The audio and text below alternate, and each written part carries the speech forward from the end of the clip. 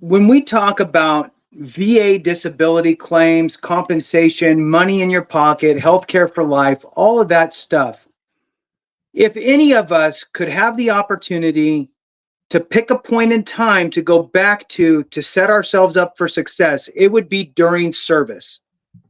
Okay. That is where the BDD claim starts. Now, I'm going to talk about the BDD, which is great. It's benefits delivery and discharge. That's great.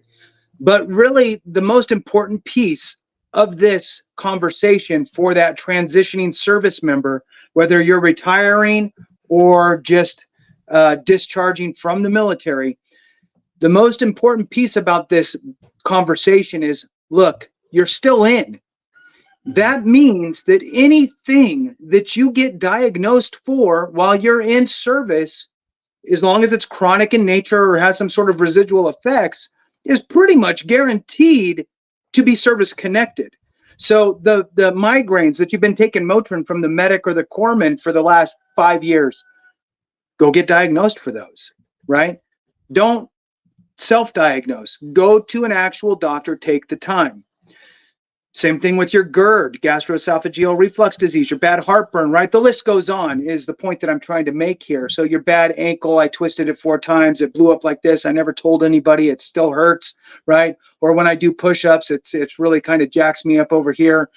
Go get seen for all of that stuff. Get it annotated, get diagnosed, get prescriptions, whatever. You're at the tail end of your service. You're at the point to where you're like, I don't really care what people think anymore if I go. Because the before that is, I don't want to go because I don't want to have all the ramifications, right? So, and we've all had that feeling, and now you're at the point to where you can start missing some formations because you have to go over here to check in, and you're out processing and this and that. And oh, by the way, it doesn't matter if you do it on, I'm getting out tomorrow. Tomorrow is my day. But today I'm going to the doctor for this condition. That's in your window of service. So take advantage of that time. That's what I just really want to hammer that point home, Clay, because it is so vital. And honestly, if I had to tell somebody you have to pick one or two things, one of two things, if you had to pick, file your BDD claim or go get diagnosed for everything that you possibly can and make sure you get everything annotated, I would pick that, rather than file the BDD claim, if you had to pick one of the other. Ideal situation, you're going to do both. So knowing that you can now file a claim, benefits delivery and discharge, between 6 months and 3 months from your actual discharge date, not your terminal leave, your actual I'm out of the military date, whether it's retirement or just regular discharge, ETS, 3 to 6 month window, okay? You can file your claim. Obviously, the sooner you do it, the better. So try to do it at the 6 month mark. That allows the VA to work in tandem as you're out processing to work your claim. And ideally, okay, it's a little deceiving. Benefits delivery at discharge sounds like the next day I'm service connected. Not really true. They're not that good. But usually it's within 3 months or so of your exit date. I've seen it take over a year, actually. But this was, a guy who retired and he had 80 something conditions that he just swore he had to file for all 80. Okay, well, I don't think we need all 80, but let's do it. So it really depends on how robust your claim is and how difficult it is. But on average, I would say probably a 2 to 3 month window after your discharge that the VA should, if you filed it at 6 months prior, you should be able to get some sort of a decision. And then at that point, you'll get back pay. To your exit date, well, the date after your exit date, you'll get your back pay. So that's a really important aspect. But remember, just because you're filing it in that window of opportunity, benefits delivery at discharge, doesn't give you any other special access. It doesn't mean you'd have to file less paperwork. It doesn't mean you don't have to prove stuff. You still have to fill in the blanks and provide evidence for your conditions, whatever they are. That's why it's so important to get diagnosed while you are in service. All right, I talked a lot, Clay. I just really wanted to hammer home on how important it was to actually get diagnosed while you're in, because that is the most golden opportunity. So anybody who watches this, hopefully if they're still in, they pick that piece up. Kick it back to you to wrap up BDD. So that way I don't have to just keep blabbing. Yeah, so for BDDs, the number one question I always see veterans ask, and I used to teach TAPS Plus, which is Transition Assistance Program, on Fort Belvoir, which was in addition to TAP. So generally speaking, the service members that went to TAP Plus, they were eager to, we're forced to go to TAP. It's an option to go to TAP Plus. But the number one question I saw in that class was, how do I know what to claim? And so that's a very difficult question to answer. And how I've broken it down, at least for my frame of mind, is I want you to think, if you're in service right now and you're asking yourself, what should I claim? Think head to toe. Seriously, think about your brain. Are there any TBIs? Are there migraines? Mental health? Then go down. What about your eye conditions, your ears, tinnitus, hearing loss, vertigo, your nose, broken nose, deviated septum, sinusitis, rhinitis? You get the point. All the way down your shoulders, your chest, your abdomen area, your back, your hips, your legs, knees, ankles, feet, everything you can think of. Say, hey, what hurts? Now, I do like how, Jason, you brought up that the requirement doesn't change. You still have to have an evidence-based claim for it to be service connected, and that's just that. It's a lot easier. It's relatively easier in a BDD claim.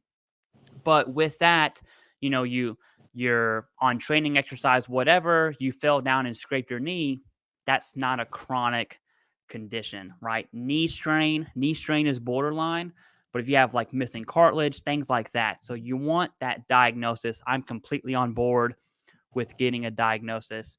And there's some pluses to doing a BDD claim. One, probably the biggest plus would be when you go to your CMP exam, everyone else, like myself and Jason, if we had a CMP exam and we wanted to see the results, we'd have to go to our regional office, put in a request, or hopefully our VSO isn't tied down too much to where they can speak to us about our CMP exam results. CMP exam results for active duty service members goes into Genesis, which is basically the new TRICARE Online.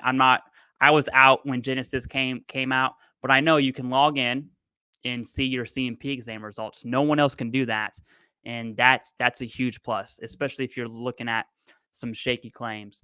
But all in all, you still need the in-service event, and most importantly, you still need the current diagnosis. The Nexus, generally speaking, is easy to make. It's kind of like the VA saying, hey, if you submit a BDD claim, it makes our job easier. That's the conversation that's happening. And it's difficult for an examiner to say, hey, this did not come from service, because if they give that argument, then they have to show, well, where did it come from? And I'm willing to bet you don't have the evidence to prove it came from somewhere else anyways. That's why BDD claims are relatively easier. There's no reason, I can't think of a single reason why a veteran would not submit a BDD claim, given they had the option. And so to double down on what should I claim, that separation health assessment or your exit medical exam is what you claim. Anything in the yes column that says, yes, it bothers me, submit the claim. And let's talk absolute worst case scenario, right? There is zero evidence of that event happening in service. No big deal. You're not diagnosed. If you're not diagnosed, you're not going to get that disability claim approved. Just straight up, not going to happen. So then you're not awarded the Nexus. Well, a year or two later, you are diagnosed. All of a sudden, you have an argument now. Okay, that is absolute worst case scenario. I'm not saying claim everything under the sun. I'm just saying make sure you claim everything you can. This is your one chance to do that. Now, I do want to transition over from the BDD because BDDs are easy. Yes, Jason. I do want to add a couple things in there because it is really nuanced, right? So one of the additional things is, so yes, the worst case scenario is that you've listed everything on your checkbox: yes, no, not applicable, health assessment, self kind of identifying what troubles you have, right? I've had headaches, I've had heartburn, I've had painful swollen joints, etc. So that becomes useful if you need to try to build a nexus back, right? So the difference is, and this is why I pushed so hard on going and getting diagnosed while you're in, is if you get diagnosed while you're in, that is your nexus. If you wait until you get out and you wait 5 years, then you file a claim for that same condition that you finally got diagnosed for 5 years later.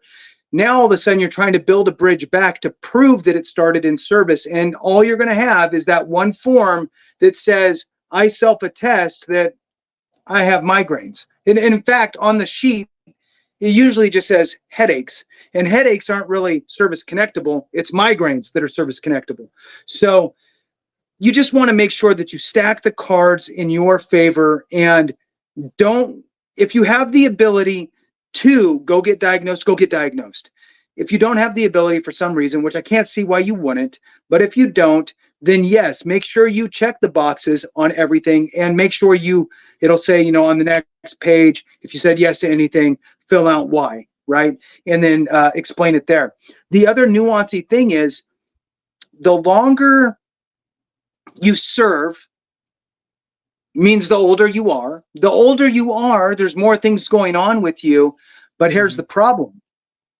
The veteran or military service member who's been in for 25 years, getting ready to get out, goes, well, of course my back hurts. I'm 25 years older than when I came in. That's normal. I would have this anyway in life. It's part of getting older. Or I have gastroesophageal reflux disease. I have bad heartburn. It's not service connected. I would have had this probably anyway because I'm getting older, right? So there's a lot of these types of wrong mindsets when it comes to VA compensation, and we self-segregate out. We got to get rid of that and go, it doesn't matter if it's because you're getting older. Yeah, my knee hurts. I'm getting older. My knee hurts, period. Slice off the getting older piece. Doesn't matter if you're saying that there's an issue. Make sure that you document it. All right, I had to give those pieces because I just feel like there's so much. That's good. And that did remind me of one thing I always tell people who ask me about BDD claims, because it's coming from YouTube. I start the sentence off like this, or how I respond. I'm like, hey, all that stuff you hear on YouTube about people struggling with claims, like, that's not you. Like, that is outside BDD. Now, the second that window's over for you, welcome to the club. You're in the same world Jason and I are in, okay?